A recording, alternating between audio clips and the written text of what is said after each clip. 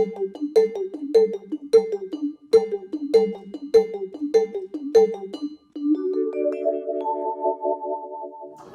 to the Massachusetts Department of Elementary and Secondary Education. I'm here, my colleague Lisa Harney is here with us. We are so thrilled to have day 3.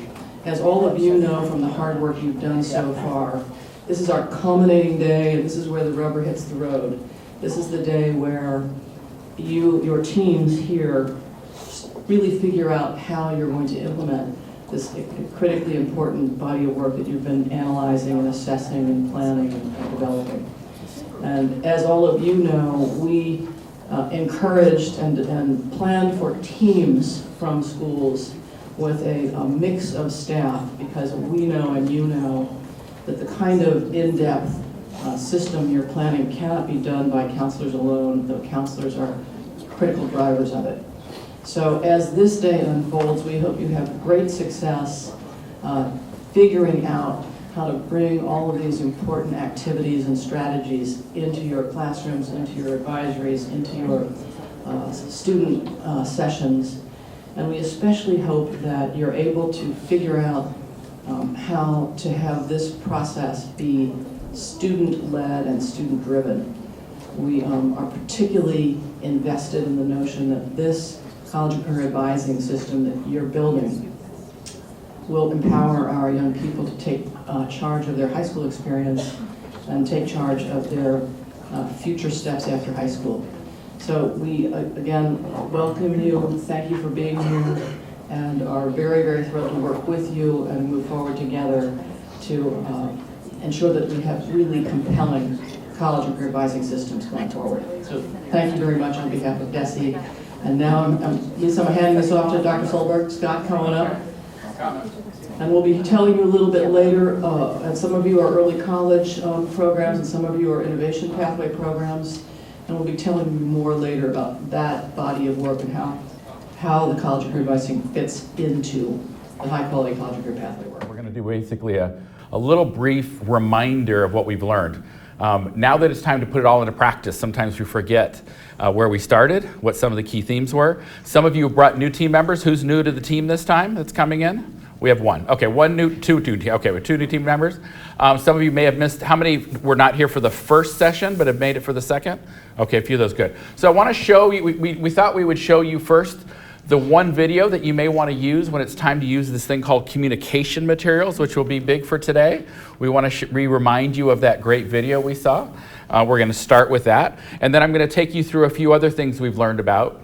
Then what I'm going to do is talk about kind of what the goal is of the morning session. We really have 3 sections we're going to be focused on. And you're going to decide within your own teams whether and how far to go in each section.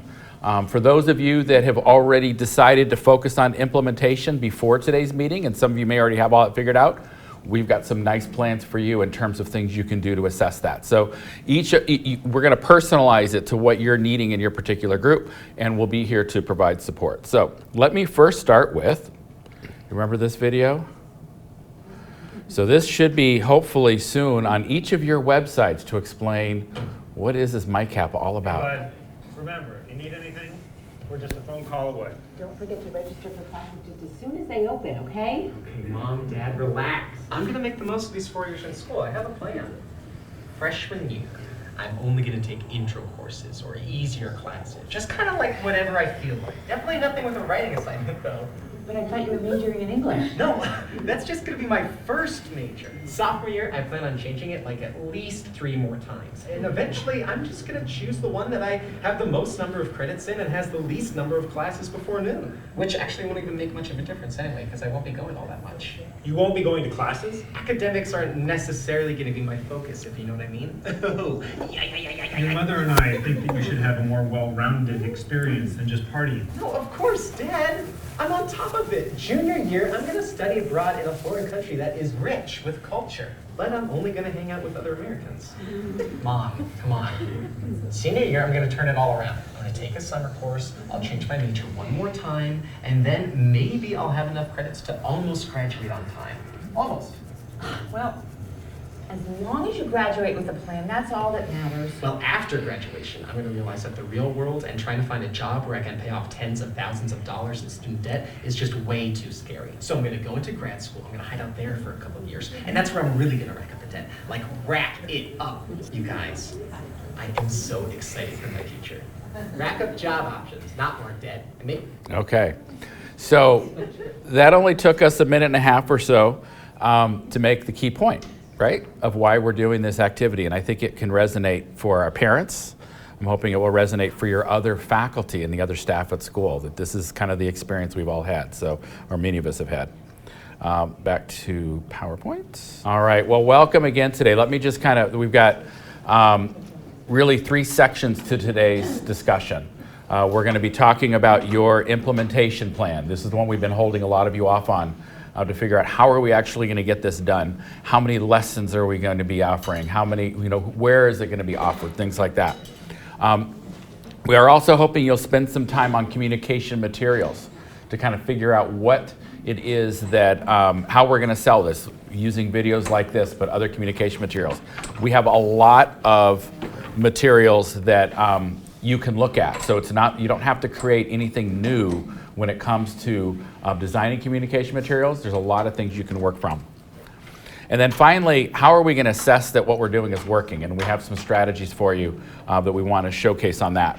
What we're probably going to do is right before lunch, we're going to have a little discussion about the high quality college career pathways orientation, just so we have that message for how we fit into this larger area and some other opportunities with that.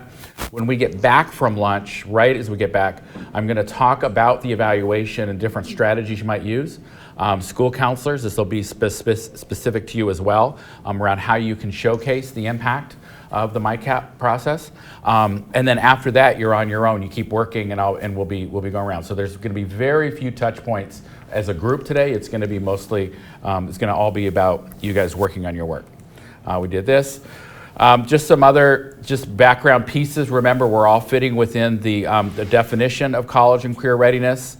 Major part of this whole MyCap is the whole college and career advising program of MyCap is designed to facilitate college and career readiness. We focused on a framework, and as you recall, we focused on you coming up with objectives, what it is you're wanting to know, and hopefully we're finished with those. And we started looking at what the activities are, and then today we're going to flesh out where and how those activities will take place. Let's see, a lot of words here I'm going to pass through. Okay, so the implementation strategies, and then the MyCap process and documentation. So also, when we talk about evaluation especially, what's the portfolio going to look like? What are the kinds of documents youth are coming up with, and how can we use that to know whether or not we have had an impact? Those are the kind of the context pieces. Today, I'm hopeful that you have had these conversations with your district, where and when the whole advising and MyCap is going to occur. The classroom periods, how many classroom periods are you going to get access to? Which educators will be involved in the program? And then what's the full plan? That's kind of our steps for the first phase. And one of the options you have to kind of facilitate that is to go back to your Google Classroom documents where you've started to put together your curriculum and add in 2 new columns. One column related to what's our timeline. So when do we expect that certain things are going to happen?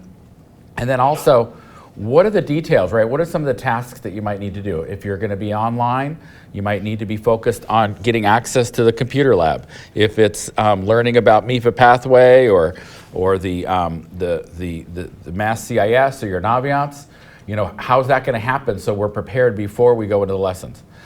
It may be that if you're doing advisory, how many of you are going to use advisory for this process? Great.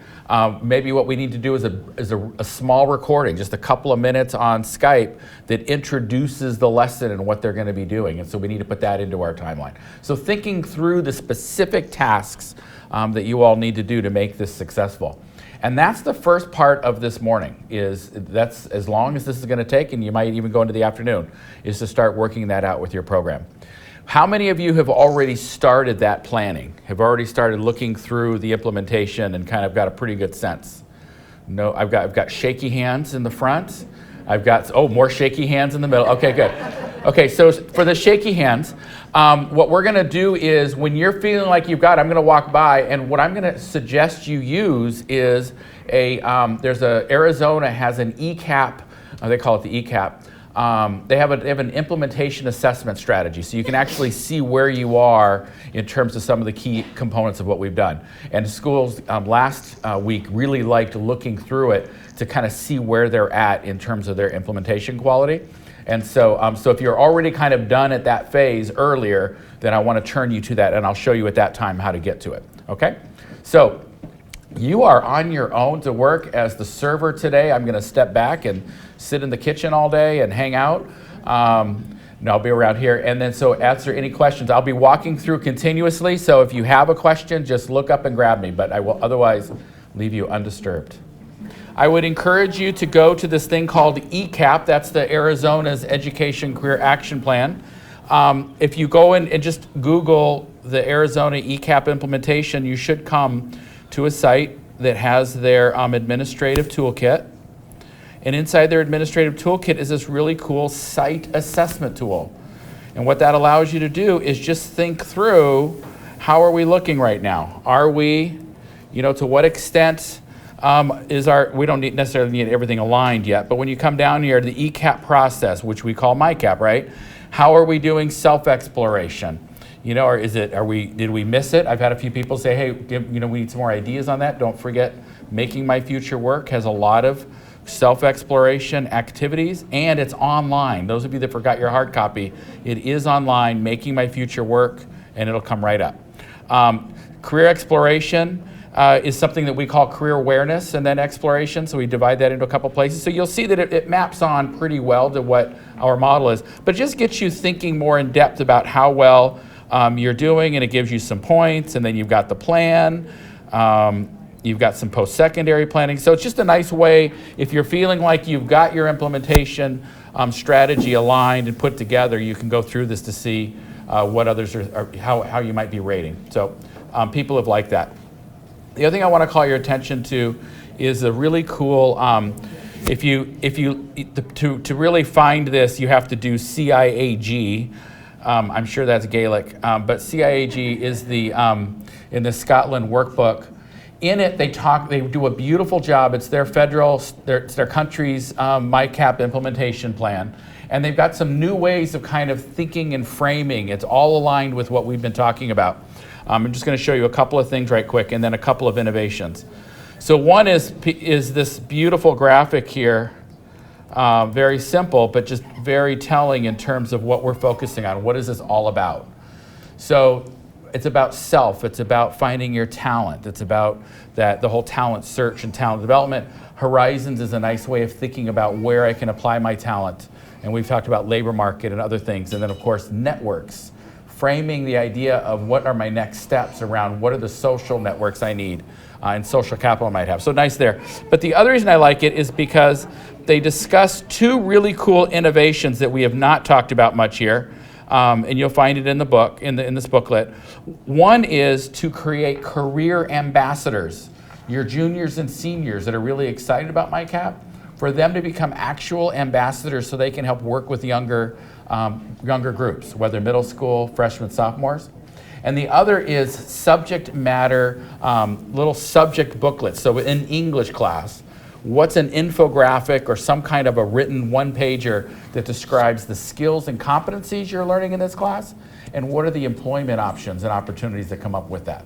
So trying to help figure out ways to create these little brief it could be a subject piece, and the ambassadors you can work with to look at that. So those are just two innovations that are out there on the horizon. What I want to call your attention to is the fact that you've already got a lot from our state. We built this 4-year, the 6-year plan brief. In that has a lot of information about how you can communicate the value and nature of what the MyCap is. In that case, it was called the ILP. There's also Wisconsin for ACP. If you look up Wisconsin ACP, they spent 2 years developing communication materials. so you can look through and see what they've got, beautiful posters and things. You can borrow some of their language. And the other is the ICAP, which is out of Colorado. They've done the same thing. They spent a lot of time on communication materials and what the buy-in is and how we can sell it. The point of it being, you shouldn't have to start from scratch when you start thinking about how are we going to explain this to different constituents. You've got really good resources to look at. So when your team is ready, if you've already gone through all this, this would be one of the things we're hoping you will spend time on today. You'll decide for yourselves kind of where you're at. But if you're not getting to it, remember that you have great resources to help you, and we put together a nice little kind of piece here. So the idea is you would start this around now if we were on a perfect schedule, which we're not, and spend a little time through lunch. Just before lunch, I'm going to let you know that Jennifer from DESE is going to come up and talk about the high quality college career pathways, and then we'll go to lunch. When we come back from lunch, I'm going to introduce some assessment strategies, and I'm going to show you things that aren't in your PowerPoint that are examples, especially for our school counselors, that are easy to do to show the impact of the work that we're doing around MyCap. So that's the day, that's the break-ins for the day, okay? All right, back to work.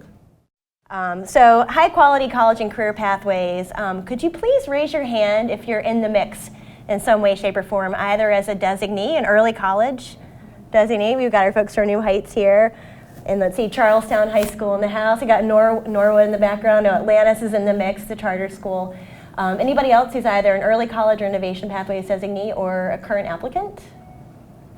So these are the folks who are sort of the experts on the ground who are doing the work. So back in 2017, the Executive Office of Education, the Department of Elementary and Secondary Education, and the Department of Higher Education embarked on this initiative. And let's see, just a very quick overview of this. So this is under the leadership of Governor Baker and the Workforce Skills Cabinet. So there's a statewide high quality and college and career pathways initiative, and sort of under that overarching umbrella are 3 different types of pathways. You're probably all very familiar with the CDTE pathways. We call them Chapter 74 here in Massachusetts. They're very occupationally focused pathways, but we have these 2 new ones called innovation pathways and early college pathways.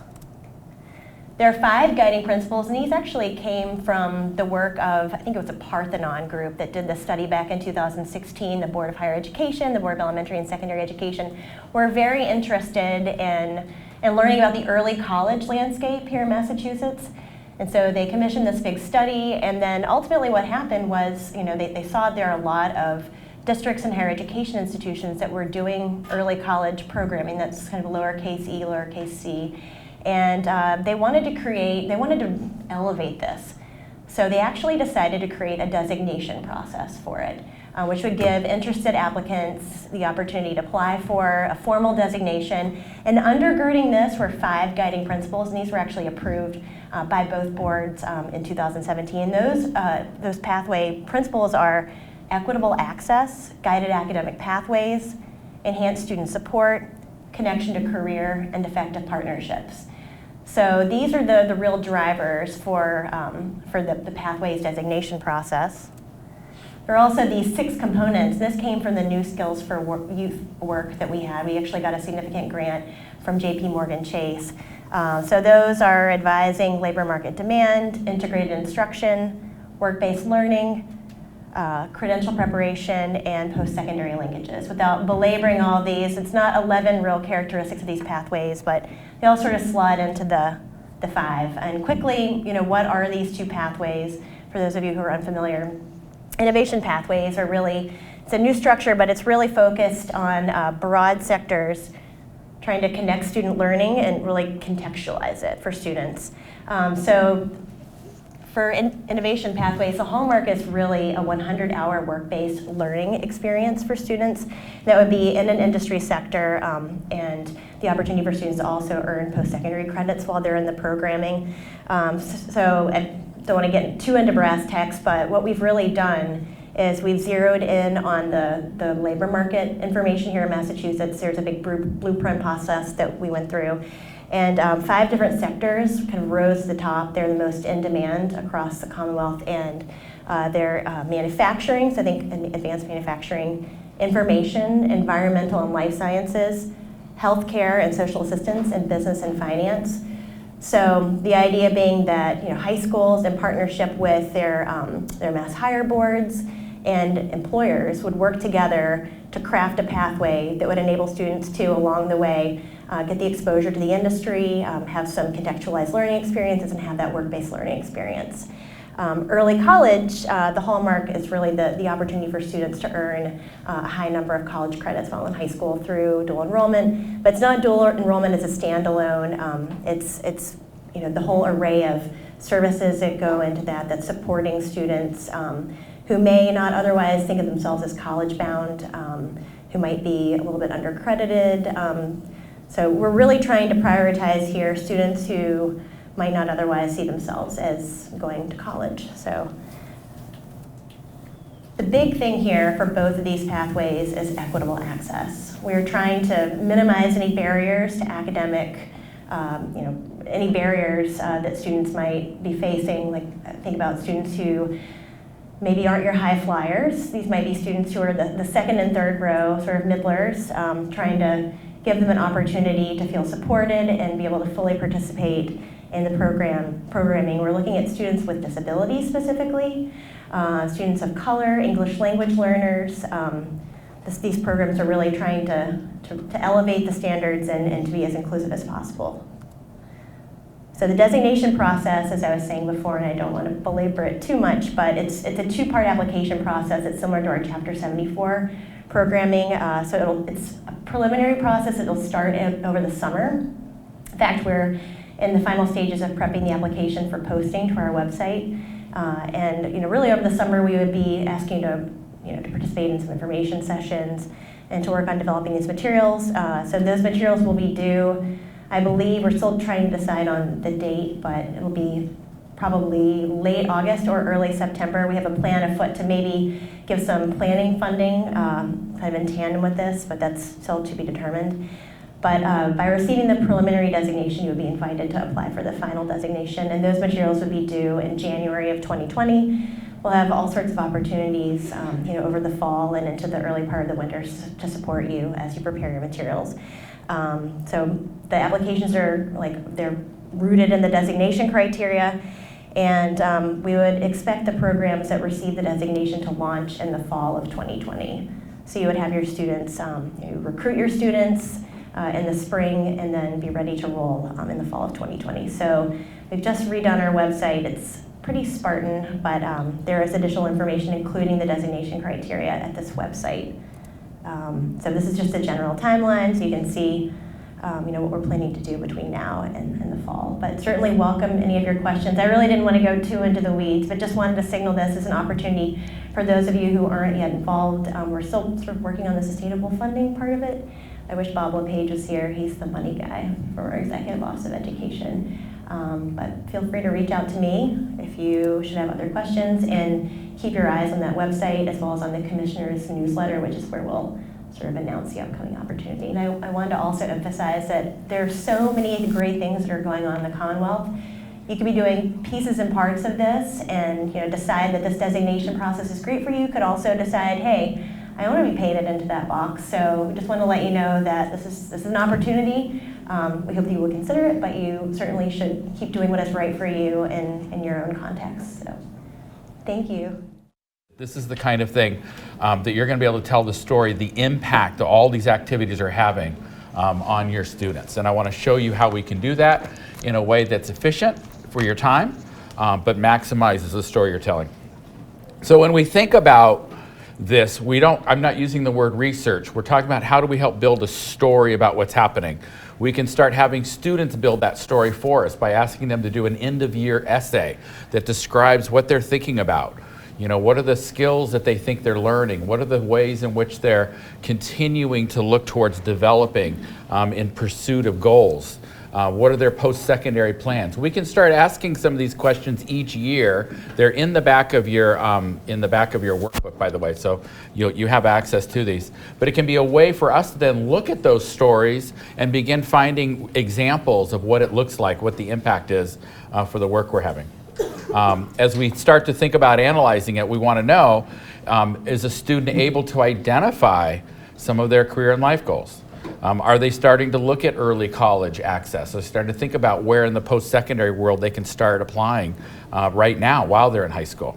And then of course, are they getting those courses completed? Are they getting some industry credentials? So that's a way of just seeing, are we having an impact on students starting to drive their own process and take a more self-directed and become proactive? The other thing we want to look at is, this comes back to Edwin. Remember the first session we had, everyone was fired up about Edwin.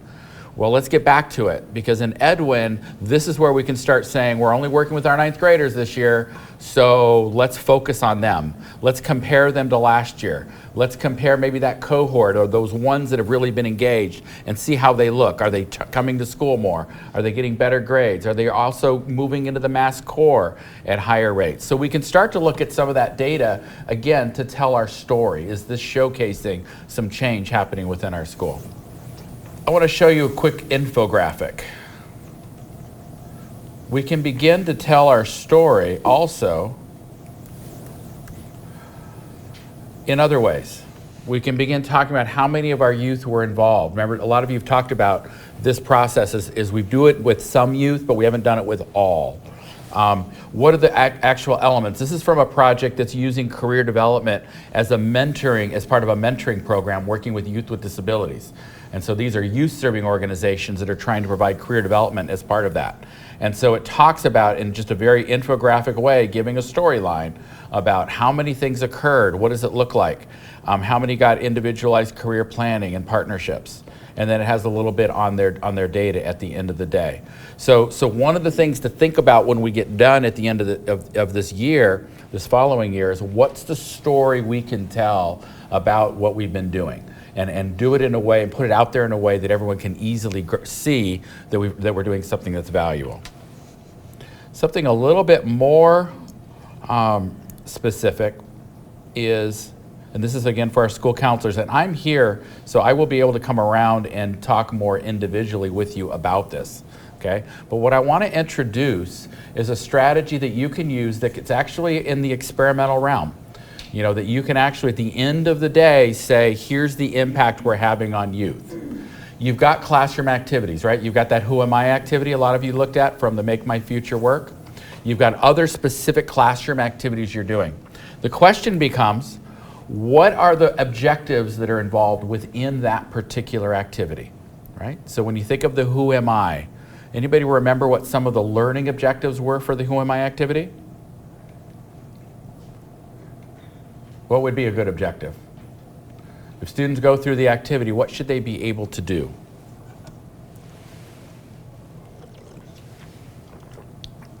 Tell us about their unique qualities, right? Being able to identify some of their personality, being able to think about what makes them effective in group settings, things like that.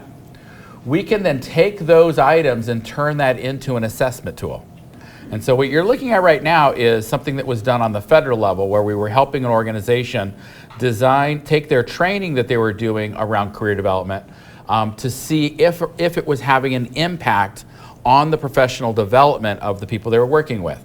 So they took the objectives, turned it into a self-efficacy measure by using the words, how confident do you feel that you could? And then there was a pre-test and a post-test.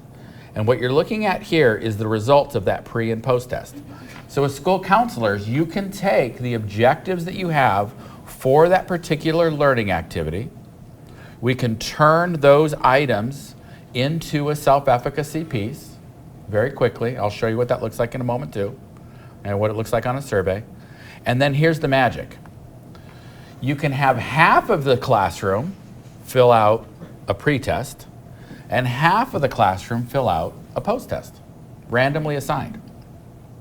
So rather than using a randomized control trial where we have to say which students will live and which will die, right? These get to have the effective intervention that we know is going to be great for them, and this group has to hold away because we got to prove it works. We're not doing that. We're randomly assigning when you're observed. So everyone gets to participate, but we randomly assign whether you do a pre-test or a post-test. Now here's where it gets a little complicated. What I advocate for and what I use in my practice is that the group that gets the pre-test as a quantitative on the post-test takes a qualitative. For example, who am I? The quantitative items, how confident do you feel in your ability to identify your unique qualities? That's a simple quantitative question. What's my qualitative? What can you tell me about yourself? Right?